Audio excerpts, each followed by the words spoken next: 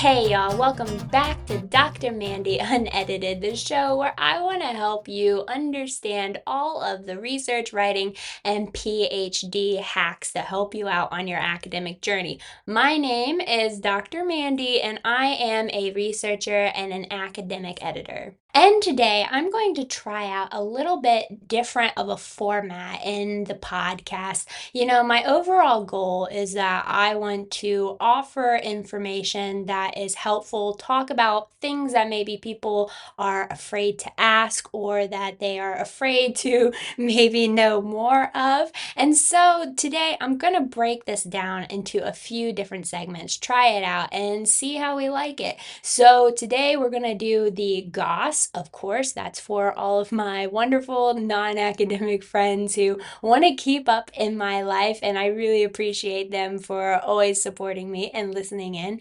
And then we're going to do three different segments. We're going to talk about a research problem of the week, a writing problem of the week, and a PhD hack. Before we get started, I have recently started a Discord page called the People PhD Pod. And in this case, People PhD Pod stands for people pursuing higher degrees. The idea of this Discord page is that you can come and ask questions about your PhD, your writing, your research, your supervisor mishaps, your feedback, trials and tribulations, and get some answers from people like myself, but also I have some other very experienced academics on the group. So the link to join that Discord is going to be in the description below if you would like to. I'm very excited to get this thing started. I would also like to incorporate a monthly video call into the Discord in the future, as well as posting some prompt questions and some information to really help you out on your journey. So please go and look into the People PhD Pod on Discord. And then, yeah, if you're somebody that likes all of those little bite-sized bits of information, I post lots of tips and tricks on TikTok, and you can find me at Life with Dr. Mandie on TikTok. So Doctor is just DR and Mandie is Mandie. So make sure you check out some of those things to kind of help get your knowledge going. So for the goss this week, the topic is this guy named Jeremy Bentham. I was in a meeting recently with one of my UK colleagues, and they said the term, "You can wheel me out like Jeremy Bentham." And of course, I have no idea who this guy is, and I had to have the joke explained to me, which was like a little bit awkward. But one of the interesting things I find about the UK in general is that many times people will mention this really random fact or person or tradition to me, and I think like, hey, that's just like something that specific person knows about. But then when I get a little bit more into research, I discover that like a lot of people know these strange little things. It's like the whole of the UK knew this one thing and I didn't. So I'm still investigating whether Jeremy Bentham is more widely known in the UK or not. But for those of you that might not be familiar with this dude, let me tell you a little bit what he's about. So this guy was a philosopher. I guess he's the founder of utilitarianism, and apparently the most committed academic ever, because there is a university in London, I believe, called UCL.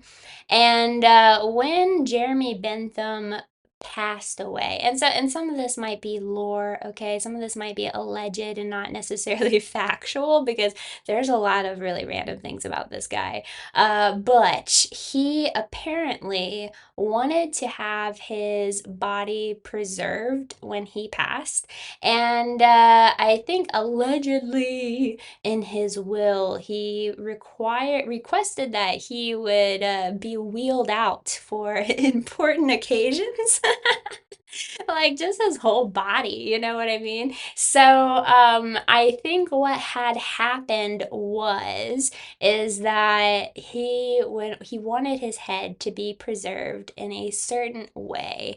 And when he passed, the doctor attempted to preserve his head, and it didn't go so well. So now at the university, they actually have, I think it's not, I don't know if it's his body, but it's a wax head, a body, and then at the bottom at his feet is the poorly preserved actual head of Jeremy Bentham. And so yeah, apparently he wanted his head preserved in this technique that is a Maori technique called moko mokai, and apparently that is what they do to preserve the heads of high-ranking Maori men. Interesting, isn't it? So, yeah, Jeremy apparently wanted to be wheeled out for special occasions at UCL, that's the University College of London, and supposedly, but I don't think that this is factual. Supposedly, he got to sit at council meetings post mortem, and if there was a tie in votes, he got to be the deciding tiebreaker, which I don't know how a dead man would get to be the tiebreaker. But some other really interesting things he did. He made, I guess, like a panoptic, I don't know. He made some sort of prison where that was circular and you could watch the inmates at all times without them knowing that they were observed. He was also an early animal rights advocate. He didn't want them to suffer and claimed that, yeah, they had the capacity to do so. And then he was also, I guess, supporting women's equality, freedom of expression, the decriminalization of homosexuality, the right to a divorce, and then abolishing slavery and capital punishment. So, really interesting guy. A lot of things that I need to learn about, but yeah, I don't know. I just think it's so funny when living in the UK. Sometimes you just come up with like these really random things, and you get to know a lot about them. So let's move on to the research portion of the podcast. Like I said, I'm gonna do a section on research, a writing tip, and then a PhD hack. Okay, I'm gonna call the research section a research reality check section. Okay, and this is going to be on a topic in research that I see people struggle with. And this week I want to talk about organizing references, organizing your papers, and I want to talk about a program that I use called Zotero. Now, the thing is that I see a lot of people are still printing out papers, putting them in binders, highlighting them manually, or you have a file on your desktop, on your laptop that you are putting all of the PDFs from that you're finding in databases into. Zotero, and there's a couple of other reference managers. I think like Mendeley is another one, but Zotero is completely free. And it also has a bunch of widgets and plugins that I will talk about in a second. But it's important to organize your material because, yeah, I mean, it's just going to be all over the place. It's hard to keep track of it manually. But I don't know. I don't know. Maybe people have a reason that they do that, and I'm not sure. Maybe if people print things out because it's more accessible to them, or maybe it's just something that you're comfortable doing, and you don't want to have to learn a new trick. So if that is the situation, if you are just a little bit worried about learning a new digital platform, it will save your life. It will save your life if you just learn something like Zotero. So, what Zotero does is you can basically put all of your PDFs in one place. You can highlight information, you can create tags for information in like group similar papers. It also brings up automatically all of the information that you need, such as a DOI, an abstract. But the really, really cool thing also about Zotero is that you can get a widget, I believe that's the correct term, that you can download onto your browser. And if you are searching for papers and you find a paper that you want in your database, in one click, you can save that to a folder within Zotero. So that's all you have to do. You don't have to download the paper, put it in a file, print it off, or put it in a file, go back, have to look for it later. It's all there in one thing in Zotero, right? It also has a really great Word plugin as well. So if you are somebody who struggles with inserting citations while you're writing or keeping track of references for your reference list, the plugin for Word, you can actually just, like click the paper that you are using within the little pop-up for Zotero, and it will automatically create a citation for you in the format that you want if you're using APA 7 or whatnot. And then it will also create a reference for you. So overall, it's just a really, really great way to manage literature, okay? And if you are struggling with that, I would highly, highly recommend you try out Zotero, because it really is important that we keep track of things as organized as possible. And really, when you're using a digital platform, it's as easy as it gets with organization. So let's go on to our next topic. We're going to talk about writing next, and I'm going to call this section Write It Right. So this week for Write It Right, what I want to talk about is capitalization.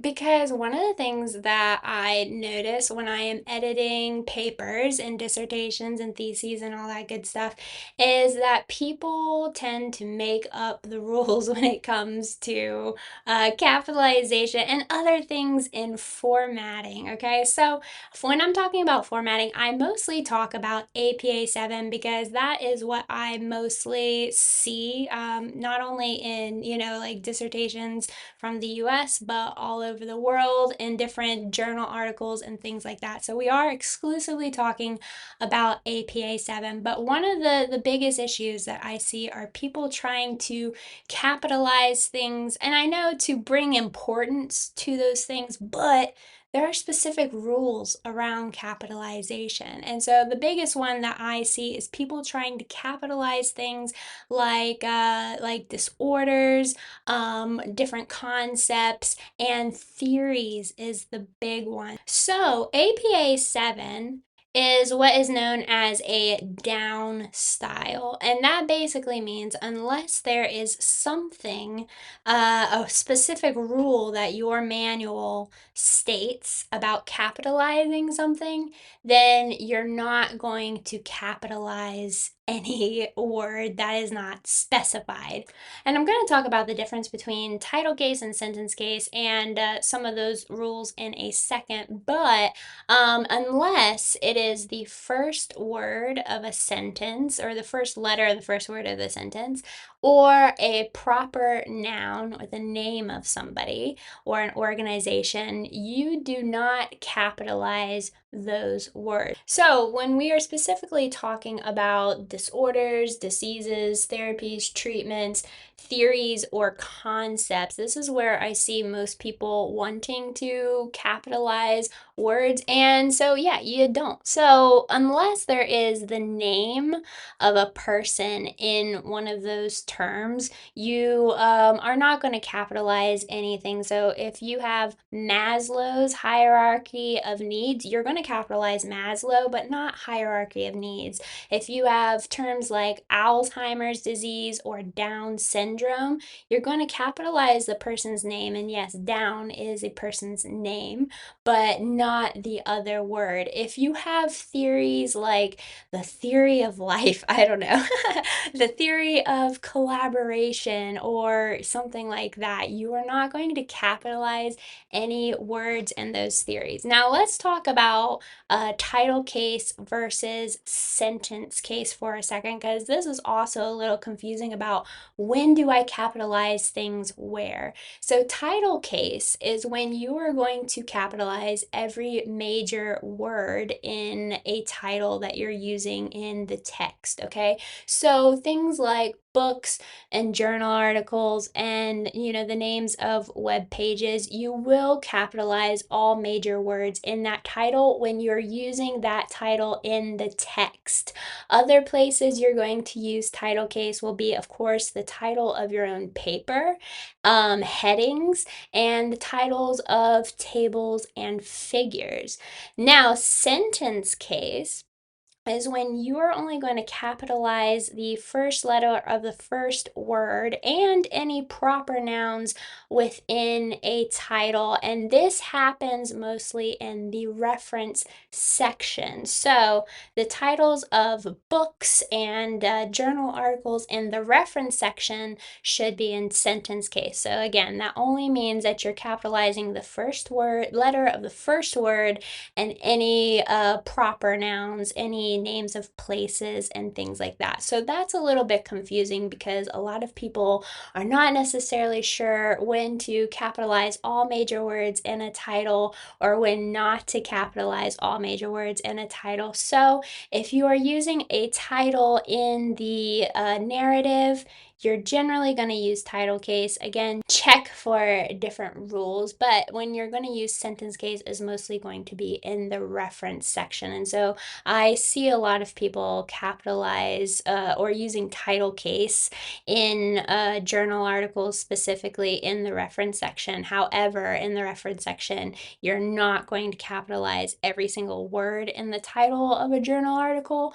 And you need to really check, because I know I just talked about Zotero, y'all, but I think most referencing tools do this in some sort of way, and you need to check because a lot of reference tools will automatically put your references into title case. And so it's really important to really double check that. So even if you are using something like Zotero or Scribber, you will likely need to go back and manually make the reference into sentence case. And for more information about capitalization in APA 7 specifically, you can of course go to the website apa7.org, I think it is. They have a lot of good information on title case and sentence case. And then for those rules that I said about diseases and theories and such, you can find the rule for that in the mechanics of style section in the manual. You can probably also find it on the website, but I've just got it on the manual here. And that is section 6.16 in your manual. And I know a lot of these referencing rules are really hard to follow, but the reality is that if you expect to go into research after your PhD or something like that, it's not going to be the last time that you use these things. And I've seen papers be rejected simply because they use title case in the title of a reference instead of sentence case, So it really is important to learn these rules, even though I know they're complex. I know there's a lot of variations on them, but they're just super important. So yeah, go back and read some of those things and refresh your brain before you get writing. All right, so PhD tip of the week. I want to talk about feedback. And so feedback is something that I think we all struggle with. We just don't want to admit that, maybe we've done something wrong. And for myself personally, I hate to be wrong, and it's taken me a really long time to kind of change the way that I think of feedback, being a critique, but more so rearranging your thinking to see that it is Like, it's more so just like guidance. It's a way to, get better about it in the future. And so I know that feedback can be really intimidating at first. It can make you just want to stop everything you're doing and be really, really frustrated. But I just want to share some tips on how, you can use feedback to your advantage. So first of all, yeah, like let's just normalize it. Don't spiral out about feedback. Normalize it. Everyone gets tough feedback. And so the strategy that I've been using to, kind of grow from feedback is to read the feedback. Step away. I know that I tend to have all of these thoughts. I'm like, well, they just didn't understand that I was thinking about this. And I meant to say this. And it's frustrating that they didn't see that. But, just step away, have that little, mind dialogue if you need to. And then maybe in a day or two, and this is where I find that, dealing with these kind of things is really, really helpful, is just pausing, coming back to it at a later time, and then reading that feedback again with fresh eyes. Because I feel like for myself, that once I've taken the time, like I think it's just natural to go through, that whole like little process of like, oh my gosh, somebody said I did something wrong. But then, you come back and you can see through it maybe more objectively in the next round. You can see, more rationally, like, okay, hey, I do see the issues, and now I have more of a clear mind on how to fix them. So when you get that feedback, read it through and then break it down into actionable steps. So for each comment or each, maybe issue that you've received feedback on, just think, okay, what are the things that I need to do to make that better? Write those things down, maybe. Oh my gosh, I don't know if you can hear, but there is the ice cream truck coming through the town right now. That's a whole different situation in the UK, is these ice cream trucks, because it is the middle of the day. There ain't no children out there, but they're still here. Anyway, feedback, break it down, write those things that you're going to do to, do better on those things that someone gave you feedback.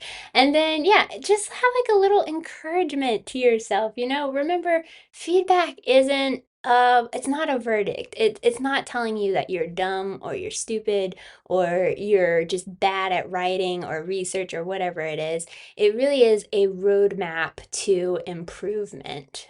And like I said, I've struggled, feeling that feedback can be really critical. I've struggled with, like my own feelings towards the feedback, because I'm always like, oh, if I could only just give them the context, then, they wouldn't have left this feedback. I struggle with that myself. But coming back with a clear head and then really understanding how you can improve, showing those people that you can improve from feedback, I think goes so much longer than, just completely spending a lot of time just freaking out about it. I want to leave you guys with a question of the week. Again, yeah, you can feel free to answer this question in the comments, take it to the Discord channel, or yeah, you get a hold of me some other way and discuss. I'm always happy to discuss these things. The question of the week is going to be what we talked about in our research section with printing things out. So if you're somebody who prints out papers to read,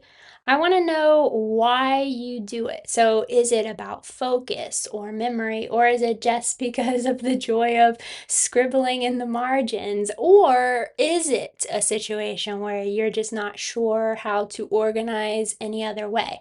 I want to know. Feel free to give me the answers, and maybe I'll talk about some of those answers in next week's episode. In the meantime, if you need some help with your editing, please feel free to reach out to me at my email. So that's mandiekf@gmail.com, MANDIE kangaroo foxtrot at gmail.com. Or you can check out my website, www.drmandieedits.com. And I would be totally happy to edit your dissertation, your thesis, journal articles, coursework, what have you. My goal is to to return something to you that is going to make you a stronger researcher and writer. And then, yeah, if you need some other help in life, be sure to check out that Discord. The link is going to be below. The People PhD Pod on Discord. And for anything else, find me on my social media. Everything is linked down below, guys. In the meantime, I'm gonna go try and catch that ice cream truck. There's a completely different context to the ice cream truck, y'all. I'm not actually gonna go try and catch it, so don't try to think that I'm out here doing something crazy. In the meantime, see ya. Bye.